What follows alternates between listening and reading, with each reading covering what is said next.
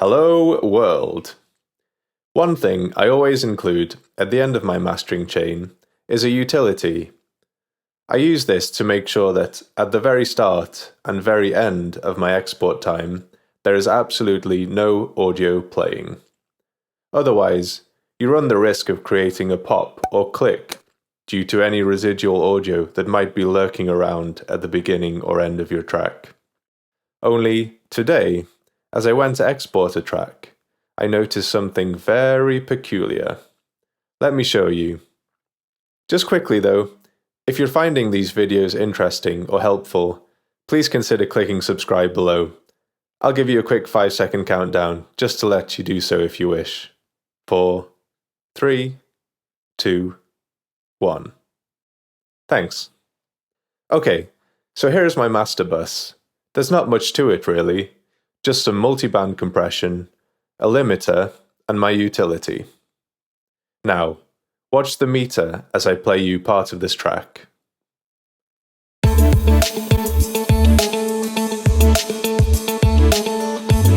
That's right. Clipping. So surely that's just something wrong in the way my limiter is set up, right? Well, that's what I thought too. But watch what happens when I disable the rather innocent-looking utility.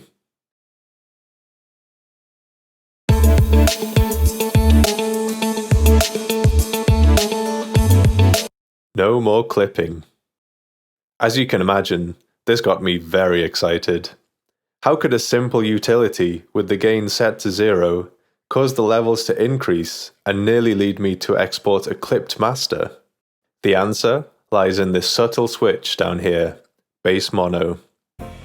It's generally accepted that phasing in the sub-frequencies results in a weaker sounding track, so it's common practice in production to keep the sub-frequencies in mono. So naturally, when Ableton added this feature in Live 10, I set up my utility to instantiate like this by default, so that I never have to worry about having any stereo field in the sub. It turns out, however, that whatever it's doing internally to keep the bass in mono actually causes the gain to increase. So let's check. This is the meter with the bass mono switched on.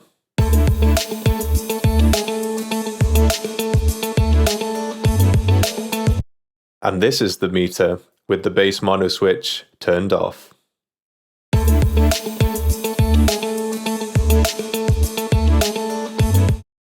So lesson learned.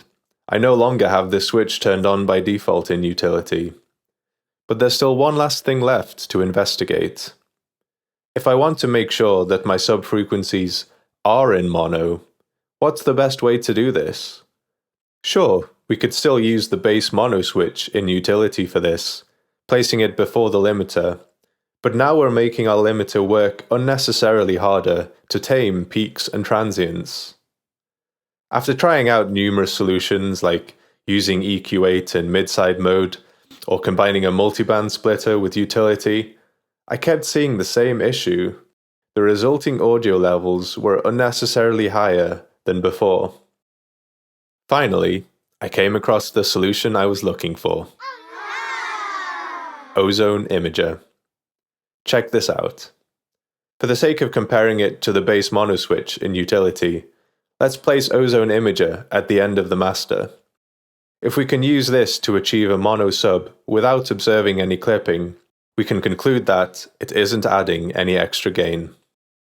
So let's give it a go. Inside the plugin, I solo the sub-range, which shows that there is a little side information in the sub-frequencies that need some attention. By pulling the fader down for this region, it now plays strictly in mono. And now, the moment of truth. A quick check of the meter, and boom. No extra gain increase. The plugin does exactly what you ask it to do, and only that. No unwanted gain artifacts or spiking, just a nice, clean mono sub. Click.